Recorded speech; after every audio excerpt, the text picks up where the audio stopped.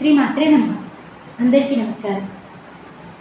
బ్రహ్మ ఇంకొక బ్రహ్మని చూసి ఆశ్చర్యపోయాడు. అతన్ని చూచి భగవానుడు శంకరుడు, విష్ణుదేవుడు చాలా ఆశ్చర్యపోయాడు. సభ జరుగుతూనే ఉండేది. సకల వేదములు తమ తమ రూపములను ధరించి ఆ సభయందు కూర్చుని ఉండేవి. సముద్రములు, నదులు, పర్వతములు ఆ సభయందు సమావేశమై ఉండేది.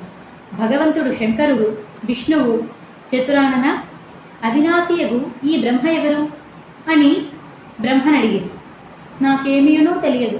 సృష్టికి అధిష్టాత అయిన ఈ మహాత్ముడెవరు? భగవాన్, నేనెవరు? వీరెవరు?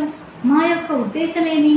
ఈ చిక్కులలో పడి నా మనస్సు భ్రమించుచున్నది అని నేను సమాధానం చెప్పితే అని బ్రహ్మ చెప్పాను. ఇంతలో మనస్సు వలె చాలా వేగముగా ఆ విమానం వెంటనే అక్కడి నుండి బయలుదేరింది. అది చాలా రమ్యమైన కైలాసమును చేరినది. అక్కడ చాలామంది యక్షులుండేది. అచట ఒక చక్కని మందార ఉపవనం ఉండేది. దాని యందు సుఖములు, కోకిలలు కుహుకుహు నాదము చేయుచుండెను. వీణ, మురజాది వాద్యముల యొక్క శుభప్రదమైన నాదము వినిపించుచుండెను. విమానము అచటికి చేరుటతోడనే దివ్య భవనము నుండి త్రినేత్రధారి భగవంతుడు శంకరుడు బయలుదేరాడు. ఆయన నంది మీద కూర్చుని ఉండెను. 5 ముఖములు 10 భుజములు కలిగి ఉండెను. తల మీద చంద్రుడు కాంతి చిమ్ముచుండెను. పులి చర్మమును ధరించి ఉండెను. గజ చర్మమును దుప్పటి వలె కప్పుకొనుచుండెను. మహాబలశాలి గణేశుడు, స్వామి కార్తికేయుడు ఇరువైపులా రక్షణా కార్యములు నిర్వహించుచుండిరి.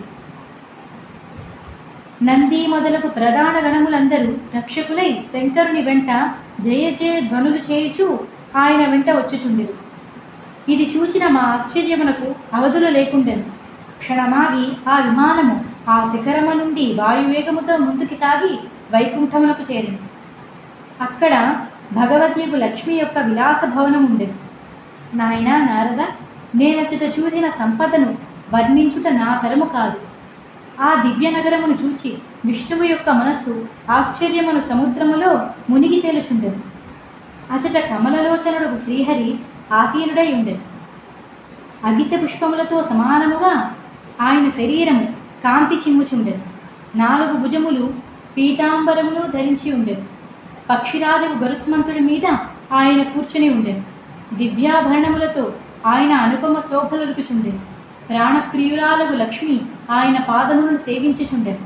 సనాతనుడగు శ్రీహరి ఆ వైభవమును చూచి మేమందరము ఆశ్చర్యచకితులమైతిమి. ఒకరి ముఖములోకి ఒకరు చూచుకొని ఉంటిమి. ఇంతలో ఆ విమానము వాయువేగముతో అసటి నుండి కూడా బయలుదేరింది. ఆ తర్వాత ఆ విమానం ఎక్కడికి వెళ్ళింది? ఆ అమ్మవారు వారితో ఏం మాట్లాడారు? ఇవన్నీ తెలుసుకోవడం కోసం నెక్స్ట్ పార్ట్ విందాం. ఇవాటికి ఇక్కడితో సమాప్తం.